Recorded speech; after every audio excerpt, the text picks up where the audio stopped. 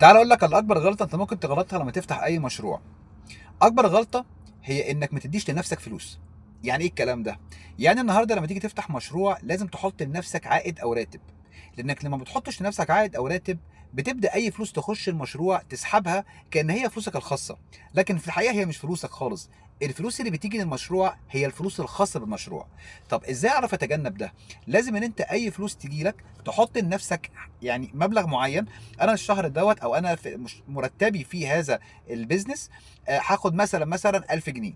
فالنهارده اي فلوس تجي لك، تمام، شيل منها ال 1000 جنيه بتاعتك كان هو راتب بالظبط مخصص ليك، عشان تقدر تمنع نفسك من انك تسحب من راس المال اللي خاص بالشركه. دي اول حاجه. تاني سبب، لان انت لازم تحط لنفسك راتب عشان تظبط التكلفه، لانك لو ما عرفتش تظبط التكلفه فبالتالي هتقدر تبيع السعر بتاعك بسعر مش مظبوط. ليه؟ النهارده انت مثلا بتبيع المنتج بتاعك بسعره 100 جنيه، سعر ال 100 جنيه ديت وانت اوريدي مش حاطط لنفسك تكلفه، فبالتالي يبقى السعر دوت خطأ. لما تيجي بعد كده هتحط لنفسك تكلفه او تحط لنفسك مراتب وتبدا انك تعمل التسعير مره تانية، هتلاقي نفسك يا اما ان انت ما بتكسبش اصلا، يا اما ان انت بتبيع بخساره.